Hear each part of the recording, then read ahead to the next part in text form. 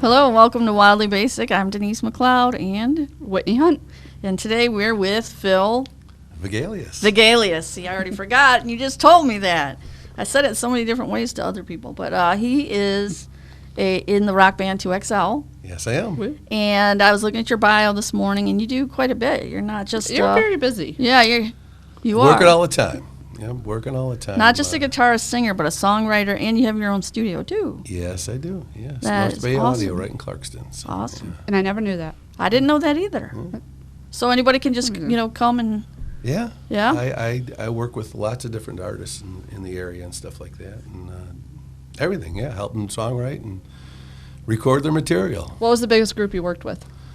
Oh, geez. Well, I've worked with Jimmy McCarty from the Rockets before, back a few years back. Of course, our band, we record all the time. I'm currently working on a project with a good friend of mine named Kim Jensen, all original stuff, so it keeps me pretty busy. Cool. Keeps me real busy. Yeah. Keeps you out of trouble. That's right. Nice. Awesome. You know, it was actually interesting because when we did open mic night, we ran into a guy. He was the solo acoustic player. I forget his name. He said that you do all of his recordings. Rockin' Dave Leonard. Yes, that was probably him, yeah. I have done recording for him, still do. In fact, one of his songs got selected last year for on an album down in Detroit for that Motor City Muscle event that they did downtown Detroit. So, yeah, and he got a song on that. So, yeah. That's awesome. Very cool. Very cool. So how did this happen? How did music happen? How old were you when you started to really I was just a young lad, yes. Way back? Yeah, way back. Can't be that far. It's been a while. Yeah? I've been doing this a long time. All right. I was first introduced to music, at a very young age through my brother and my dad. Listening to albums. My dad was a big music listener, and he would come home from work every night and put on his albums and listen to music, and we'd all be around the house listening to music. So that was a major influence on how I became really attracted to the music thing. Got my first guitar when I was probably in 4th grade, I want to say, and it's all history after that. I just kept working at it. Actually, my big breakthrough was when I was in junior high school.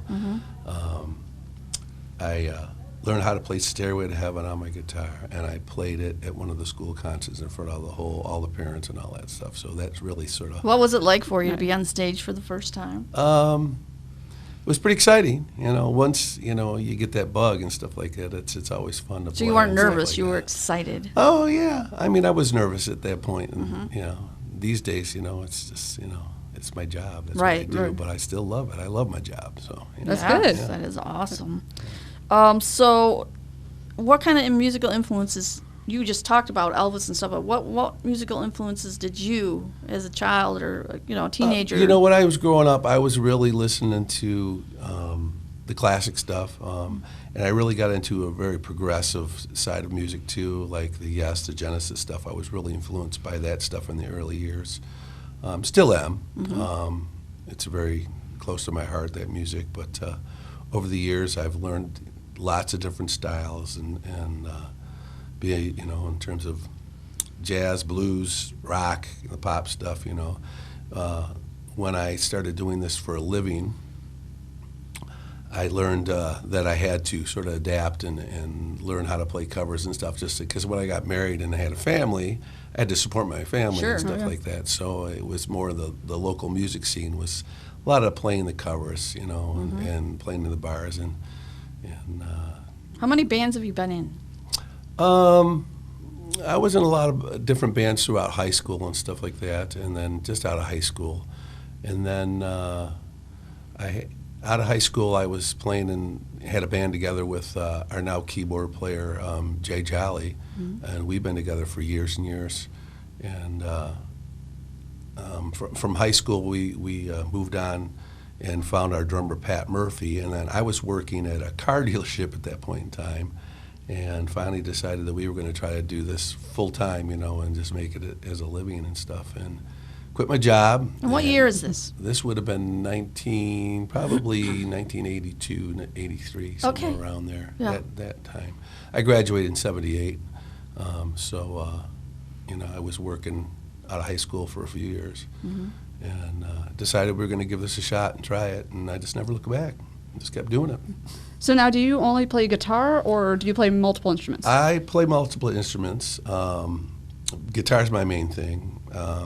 I can play drums a bit, obviously bass guitar and stuff. A little bit in the keyboards, the piano and stuff like that. I'm not real fluent. I don't really get up in front of people and play on the keyboards. Just kind of ditty a little bit? I mess around with it, yes. So, yeah. Pretty cool. Yeah. How did you learn your instruments? Did you learn by ear? Can you Pretty read much music? self-taught. When I was younger, I did take some lessons on and off here and there. But the majority of my musical education was in high school. I had a high school teacher, a music teacher that was a great teacher, and I was involved with all the music classes in high school and singing and stuff like that. So that was a major influence. And then, at that point it was just hitting it hard and learning and just being self-taught as much as possible and stuff like that. Watching other people play and learning and learning songs, Right. So tell us about how 2XL started. Well, I sort of touched on that. Jay Jolly and myself, Right. Just out of high school, were in some bands together, and we were looking for a drummer, and we came across this guy that was a friend of my brother, Mike Murphy. His brother, Pat Murphy, was a drummer, and we got introduced to him, and he came over, and we sort of got together and jammed a little bit, and it meshed real good. So at that point, we had a friend of mine that was playing bass guitar. Our band over the years have gone through a lot of bass guitar players, but the lineup nowadays is perfect. Actually, my older brother Bill, who was playing in a different band back in the day, he had stopped playing for a while, and then we got him back into it, and he started playing with the 2XL band probably in the early 90s. So, So my brother's a bass player now. Yeah, to he's this an awesome day. bass Yeah. player. Yeah. Yep. Whitney Absolutely- plays bass. Absolutely amazing. Yeah. Every time I see him, I'm just like, no. Well, all the guys in the band are phenomenal musicians and good vocalists. Everybody in the band sings. Our current lineup today is myself on guitar. Jay Jolly plays keyboards. Pat Murphy is the drummer. Those are the original three from way back when. My brother Bill plays bass and has been for years and years with us. Like I said, he started playing with us like in the early 90s. I've added some people over the past few years and stuff like that. Eric Cott, saxophone player, he has been playing with us for probably say the past 3+ years. And also another keyboard player, Dan Kofer, who is a Waterford guy here. And he's currently playing with us. And he's been with us probably about 2 years or something like that. So, So why the name 2XL? Well, it was back in the 80s, and all those bands were coming out like U2, Right. In Excess, and play on letters and numbers and stuff like that. And we thought, well, 2XL. So we had the number 2, like extra large, XL, but it meant 2XL. 2XL, not Yes. not an Not extra large. large. We were doing a show. Yeah. We were doing a show a couple weeks ago in the studio, and it was kind of a new show. And the person reading it was talking about concerts in the park, because you guys are going to be doing concerts in park on the 20th of June. Yep. And she read it as 2 extra large. So we had to cut her, and we just no. That was so funny. Yeah. That would be bad. That would be Yeah. real bad. So when did you meet Tim White? Tim White. Boy, I met Tim. Actually, I met his wife first, and she had come out to see the band, and they had just, they were maybe a year into their business. They had opened up Billy's Tippin' Inn, and his wife came out and saw our band, and because he was looking to do entertainment music, and his wife came back to him and said, "Oh, you guys got to hire this band 2XL," and so I ended up meeting Tim for the first time at the restaurant at Billy's Tippin' Inn, and we talked, and he talked about all his big ideas of what he wanted to do with the place and expand it, and he's a real big music guy. He loves music and is all about it. And he had this dream of putting this place together just so there was live music all the time happening there. Billy's tipping in. It's really nice there. It is Yeah, very and nice. he set up a real nice venue for musicians to play and for patrons, to come and watch some great music there. Right. Yeah. So they started open mic nights and. Yep, there's And you run that. yes, we do an open mic every Tuesday at Billy's, and it's been going on for 10 plus years or more.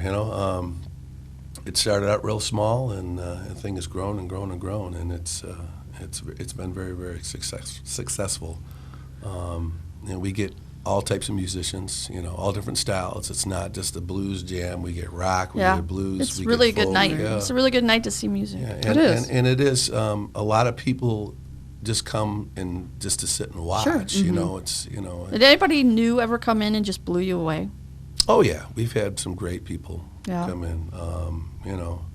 One of our friends, Chris Canis, is a guitar player, singer, phenomenal player, singer. He comes in once in a while, and he does play at Billy's tipping in once in a while. So that's somebody you should interview right there. He's a phenomenal guitar Should. player and singer. Yeah. But yeah, no, there's been some great bands and people that we've met over the years, and some people that would come to the open mic and were very, very shy and not thinking they could sing or play and stuff like that. And we just be encouraging to them and get them up there. And then, like I said, rockin' Dave Leonard.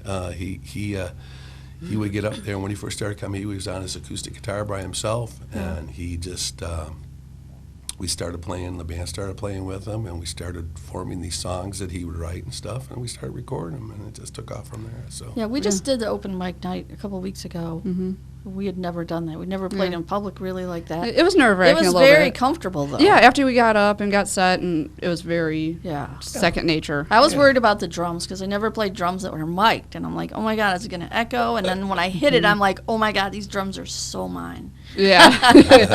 You got her hooked. Yeah, now I'm hooked, and I want to go back, but we'll go And back. I like it because I'm gonna use this loosely. There were no rules for your open mic night. We had that one girl and guy on acoustic, and she sang one song, and that was it. yeah, And- well, that's what they request. Some people, I try to, if we get a large group of people that are coming through, and we do, a lot of players coming through, I usually try to limit it to 3, maybe 4 songs, depending on how busy the night is going to be, so everybody gets a chance, Right. And we run it until, everybody's gotten up on stage, and it always starts around 7:30 p.m., around 7:30-ish, so. And when we start the night, we have a little group, myself, my brother, Eric Cott, who plays saxophone, and Alex, who's our house drummer there for Tuesday nights. And we start out like at 7:30-ish, and we play like 2-3 songs, and then we just get right into it, and get people up on stage and get involved. And it's been very successful. Yeah, if you haven't tried it out there, you should Yeah, try for- Billy's on Tuesdays. especially for a Tuesday night, it's packed. Yeah, And like I said, but when we were there, it was awesome music. Oh, yeah. Yeah, and there's people that just come just to watch, to just see what's going on and see the new talent that's coming in and stuff like that. So it's a great thing that Timmy's doing over there. It is. So Okay, so I know you have some time off, right? Don't you? once in a while, yeah. I'm getting into a busy season right now. with Right, it's summer. going on, so Sure. I'm going to be pretty much working.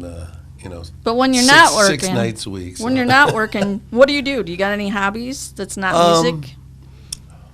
Is it music every day? It is music every day. I have the studio. I get up. I'm working in the studio.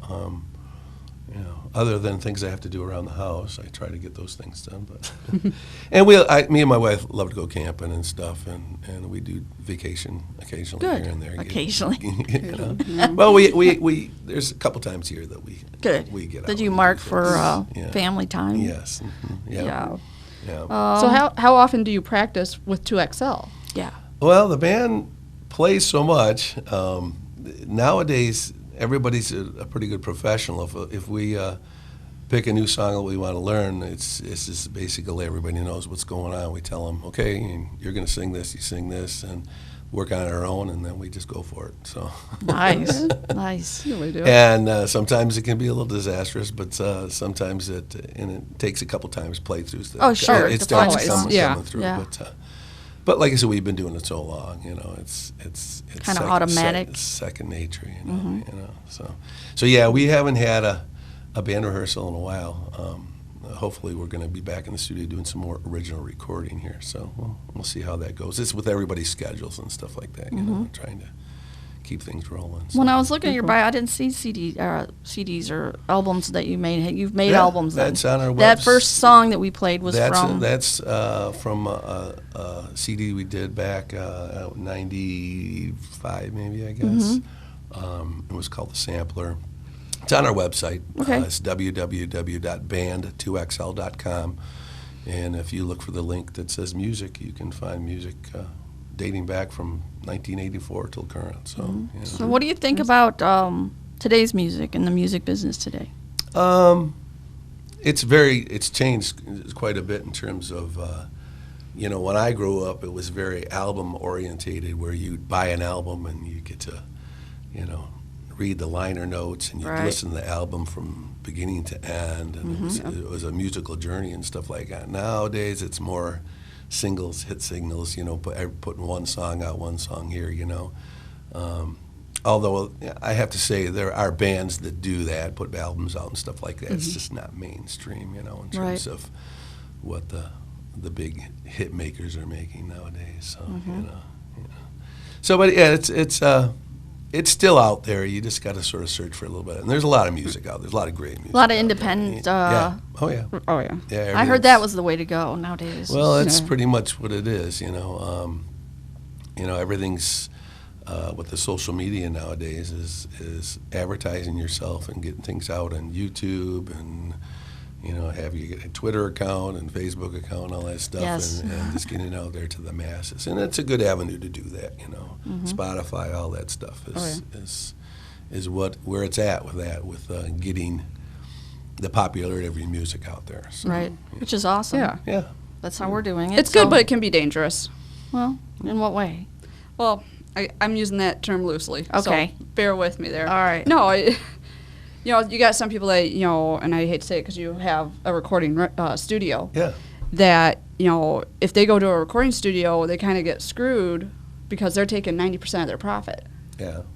I mean, Yeah. so. All right. Yeah, it's all in the marketing and how you do it, in terms of, and if you've got a good song and it's going to get played a lot and stuff like that, people are going to accept it and enjoy your music, then the masses come around and stuff like that. But it's very competitive, in terms of, there's a lot, like I said, there's a lot of music out there, and find what you like can be a challenge sometimes. Sure, sure. So. Now, do you think some of the classics are coming back?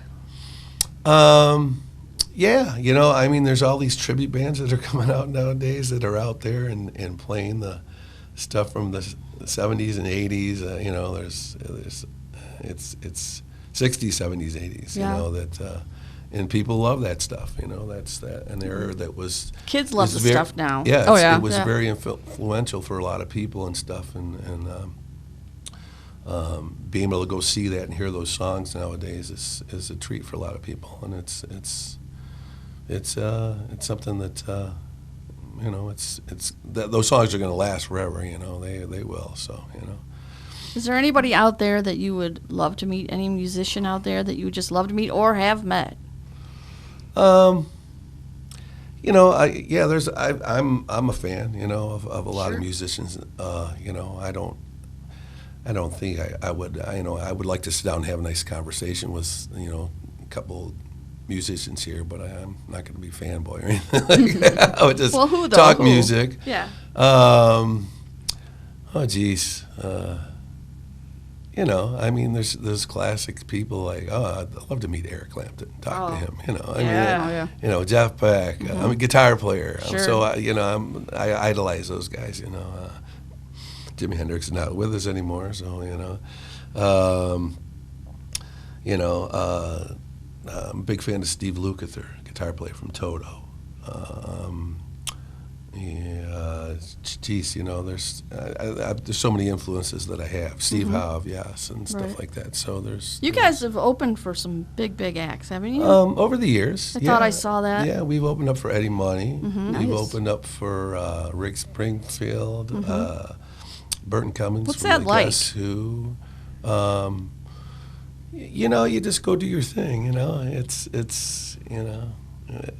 fun. When you're in front of a big, large audience, it's pretty neat doing that. You can kind of feel their energy. We've played, from small rooms like Sure. just little bars, which we still do. We still do occasional bars, but mostly these days I'm trying to get the band more in the corporate, parties and stuff like that. I've seen you went down to Florida. I did. Is that like a treat for you in the winter? Yeah, I'm getting to the age where I'm going to spend my winters down in Florida. I don't blame playing. you. So we went down this past. We were down there in February and March and April, on and off, and it was very successful. So I've already got stuff booked for next year already. Lucky guy. So, That's awesome. yeah. All right. Do you have any advice for upcoming artists just starting out? Yeah, I would just say know music. I mean, learn your music. If you're going to be serious about being a professional musician, you have to know music. That's something that I learned, when I'm being self-taught. But like I said, I did take a lot of music theory classes in high school and stuff, so I got a good base start. But knowing how music is the theory of music and putting things together and stuff will take you very far. If you don't know that stuff and can't communicate in a music family type thing, you're gonna struggle. So you need to know your instrument or instruments, and you got to practice and become very good at what you do. So.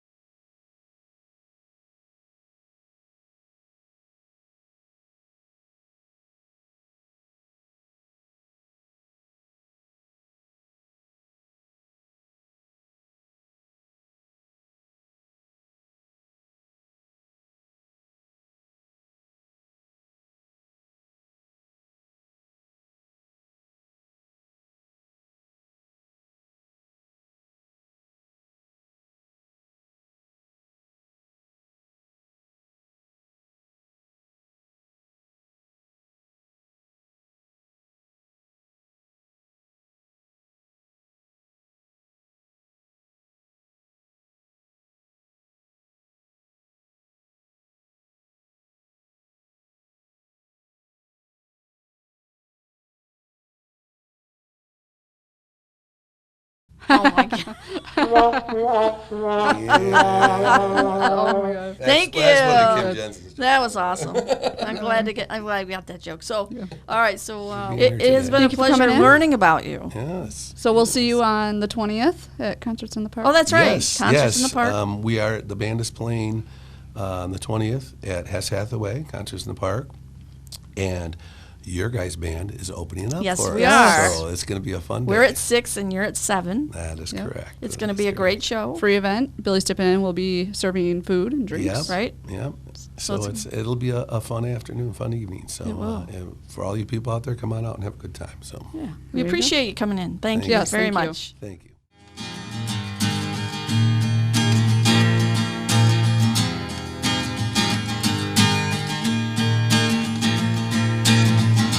Today's gonna be the day they'll never throw it back to you.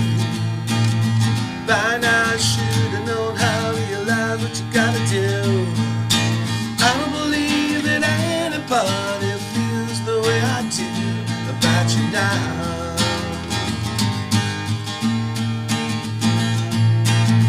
Backbeat, the word is on the street with the fire in your eyes out. I'm sure you heard it all before, but you never really had a doubt. Well, I don't believe that anybody feels the way I do about you now.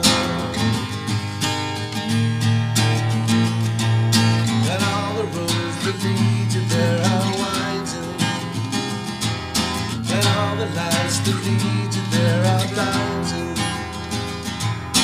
There are many things that I would like to say to you, but I don't know how. said maybe you're gonna be the one that saves me.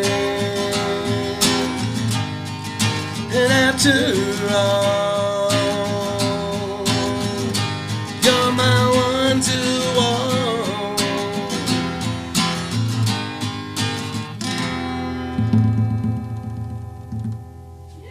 There you go. You could only see the way she loves me, then maybe you'd understand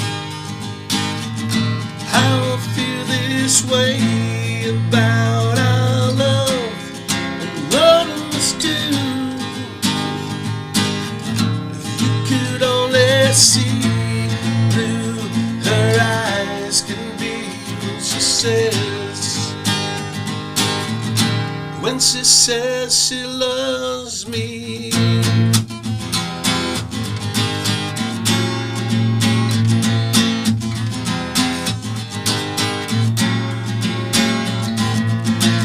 Your reasons, you got your lies, you got your manipulations, they cut you down to size, saying you love but you don't, you give it love and you won't. If you could only see she loves me, then maybe you'd understand how I feel this way about our love and what it must do. If you could only see how blue her eyes can be when she says she loves